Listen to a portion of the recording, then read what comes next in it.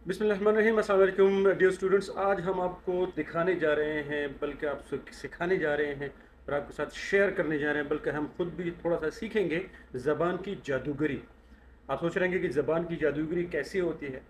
तो अगर कोई ज़बान अगर बहुत ज़्यादा पावरफुल हो, कोई ज़बान जितनी वाज़ेह हो, उतनी ही ज़बान की जादूगरी ज़्यादा होती है। वो ज़बान उतनी ही ज़्यादा इफ़ेक्टिव और पावरफुल होती है। आप अपनी ज़बान को ज़्यादा वाज़ेह और ज़्यादा ताकतवर कैसे बना सकते हैं? फिगर्स ऑफ स्पीच के ज़रिए। ये हमारे पास कुछ ऐसे अल्फाज होते हैं, कुछ अल्फाज के ऐसे ग्रुप होते हैं जिसकी वजह से आपकी ज़बान ज़्यादा पावरफुल और ज़्यादा वाज़ेह हो जाती है। चलिए ये शुरू करते हैं। ये आपके सामने बोर्ड पे भी हैं भी फिगर्स ऑफ स्पीच जिसको कहा जाता है। ये फिगर्स ऑफ स्पीच हैं क्या, इनका इस्तेमाल क्या है, इनकी मिसालें कौन कौन सी हैं। सबसे पहले हमारे पास पहला हम है सिमिली। शायद इसको उर्दू में तशबीह कहते हैं। अ कंपैरिजन यूजिंग लाइक और एज। दो या दो से ज़्यादा चीज़ों को लाइक या एज के अल्फाज इस्तेमाल करते हुए उनका बीच में मुकाबला करना। लेकिन ये दो चीज़ें एक दूसरे से मुख्तलिफ होती हैं। मिसाल के तौर पर her smile is like the सन। उसकी मुस्कुराहट तो सूरज की तरह है। अब एक तरफ उसकी मुस्कुराहट है, दूसरी तरफ उसकी सूरज है। दोनों मुख्तलिफ चीज़ें हैं, लेकिन दोनों चीज़ें ज़्यादा ज़्यादा चूँकि ताकतवर हैं, इसलिए हमने उसकी स्माइल को सूरज से तशबीह दी। He is as brave as a lion.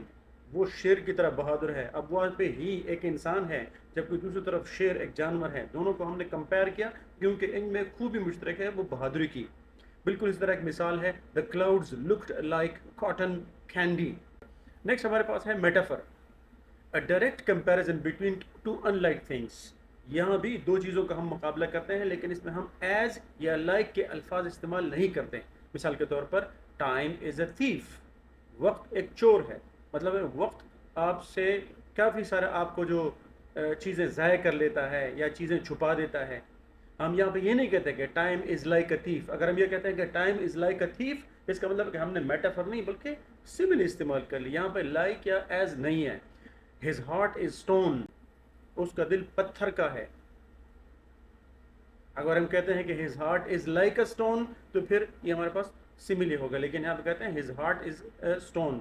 उसका दिल पत्थर का है। द क्लासरूम वॉज अ जू। पर्सोनिफिकेशन। पर्सोनिफिकेशन निकला है पर्सन से, इसका मतलब है शख्स।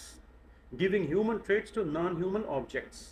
किसी बेजान चीज़ को जैसे हम जानदार या इंसानों की खसूसियात अगर हम दे दें, या किसी बेजान चीज़ को हम इंसान की तरह पेश करें, तो उसको हम कहते हैं personification. The wind whispered through the trees. हवा दरख्तों के बीच खुसर फुसर कर रही थी। अब खुसर फुसर करना ये तो इंसान की खासियत है। The sun smile down on us. सूरज हमें देख के मुस्कुराया। The leaves danced in the breeze. Hyperbole.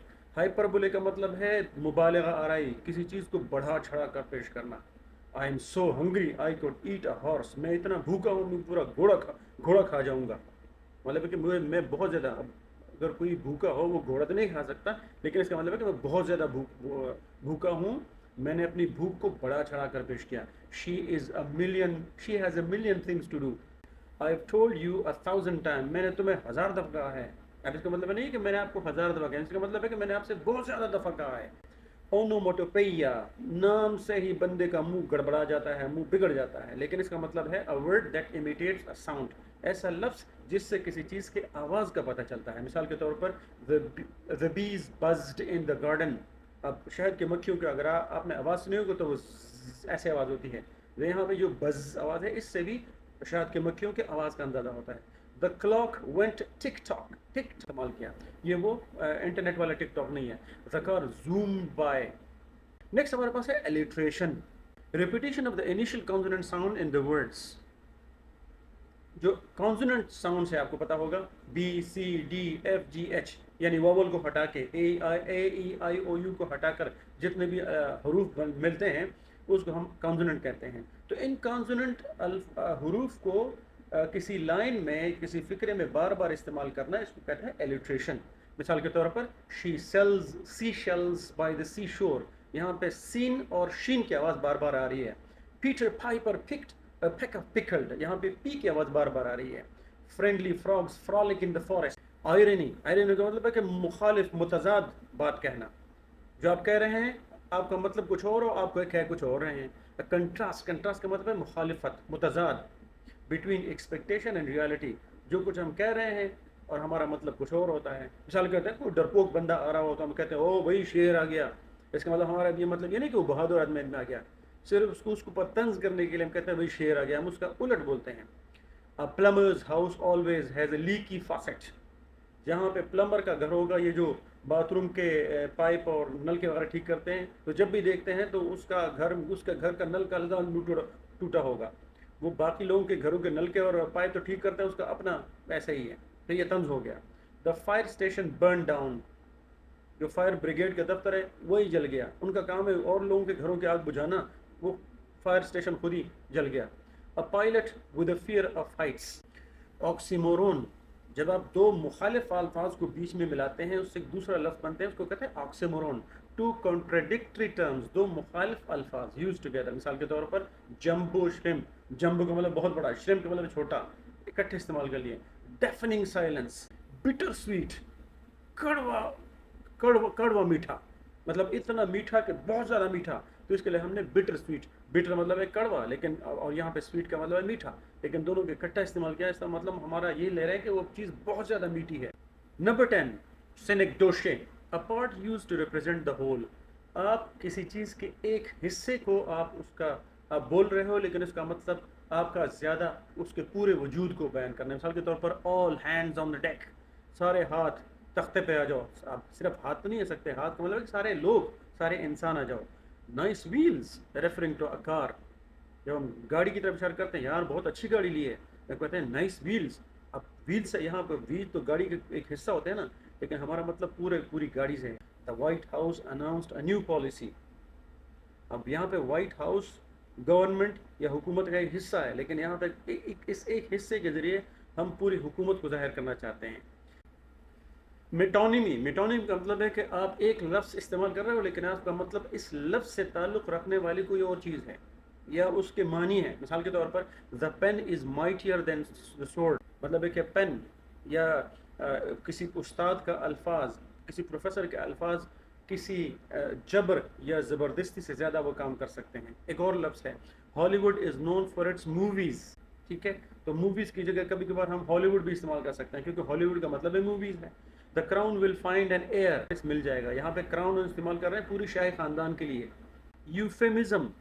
A mild or indirect word submitted or substituted for one considered too harsh or blunt. کئی دفعہ کوئی سخت یا ناخوشگوار بات کو کہنے کے لیے ہم شائستہ الفاظ استعمال کرتے ہیں, تاکہ جو سننے والے کے اوپر وہ مطلب ایک بھاری نہ پڑے. مثال کے طور پر passed away instead of died. مثال کے طور پر ہم یہ نہیں کہتے کہ وہ مر گیا, ہم کہتے ہیں وہ وفات پا گیا. اچھا, let go instead of fired. Between jobs instead of unemployed. لیکن کسی کو اگر بے روزگار کہیں تو وہ برا مان جائے گا, اس لیے ہم اس کو کہتے ہیں between jobs. نیکسٹ ہمارے پاس ہے anaphora. Repetition of word or phrases at the beginning of successive clauses.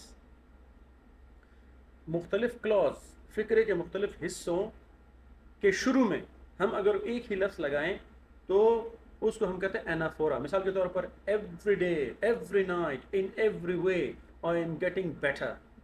اب یہ پہلا آپ پاس کلوز ہے ایوری ڈے, دوسرا ایوری نائٹ, تیسرا ہے ایوری وے. ہر ایک کے شروع میں ہم نے لگایا ایوری لگایا ہوا ہے زور دینے کے لیے. مثال کے طور پر I came, I saw, I conquered. اب تینوں کلوزز کے شروع میں لگایا گیا ہے I came, I saw, I conquered. تو تیسری بھی اس طرح مثال ہے with malice towards none, with clarity for. ہمارے پاس ہے antithesis, juxtaposition of contrasting ideas in balanced phrases. juxtaposition کا مطلب ہے ایک دوسرے کو پوزیشن کے ساتھ پوزیشن کرنا, ملانا. contrasting ideas, مخالف ideas. مثال کے طور پر it was the best of time, it was the worst of time. یہ بہترین وقت تھا بلکہ لیکن اس کے ساتھ ہے یہ برا وقت بھی تھا. دونوں کو ہم نے ملایا. to err is human, to forgive is divine. غلطی کرنا انسان کا کام ہے, اس کو معاف کرنا خدا کا کام ہے. تو ایک طرف ہے غلطی کرنا, دوسری طرف اس کو معاف کرنا. مخالف اکٹھے ہو گئے ہیں. allusion کا مطلب ہے indirect, بالواسطہ کسی چیز کی طرف اشارہ کرنا. کسی an indirect reference to a person, place, thing or idea of historical, cultural, literary or political significance. کسی شخص, کسی جگہ یا کسی چیز کی طرف اشارہ کرنا. اب یہ شخص, جگہ, چیز یہ کہاں سے ہوتے ہیں؟ ان کے تعلق تاریخ سے بھی ہو سکتا ہے, ثقافت سے ہو سکتا ہے, ادب سے ہو سکتا ہے اور سیاست سے ہو سکتا ہے. مثال کے طور پر He was a real Romeo with the ladies. وہ لیڈیز کے ساتھ تو وہ سچا عاشق مزاج تھا. اب عاشق مزاج کے ہم نے کس چیز سے اشارہ کیا؟ رومیو سے. اس کا تعلق ادب سے بھی ہے اور پاس سے بھی ہے.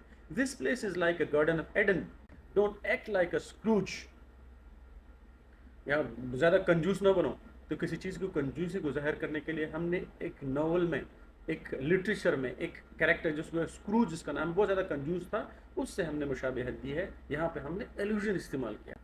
اس طرح کے اور بھی اگر آپ ویڈیوز آپ چاہتے ہیں، نمبر 1 نمبر 2 ان ویڈیوز میں کوئی غلطی ہو، مجھ سے کوئی کوتاہی ہو گئی ہو، یا آپ اس میں کوئی ایڈ کرنا چاہیں، کوئی ایسا پوائنٹ جو میں نے بولا ہے لیکن آپ کو سمجھ میں نہ آیا ہو، تو میرے فیس بک کے کامنٹس کے دروازے آپ کے لیے کھلے ہیں. دل کھول کے اپنا بیان کیجیے گا. اپنا خیال بھی رکھیے گا. اللہ حافظ.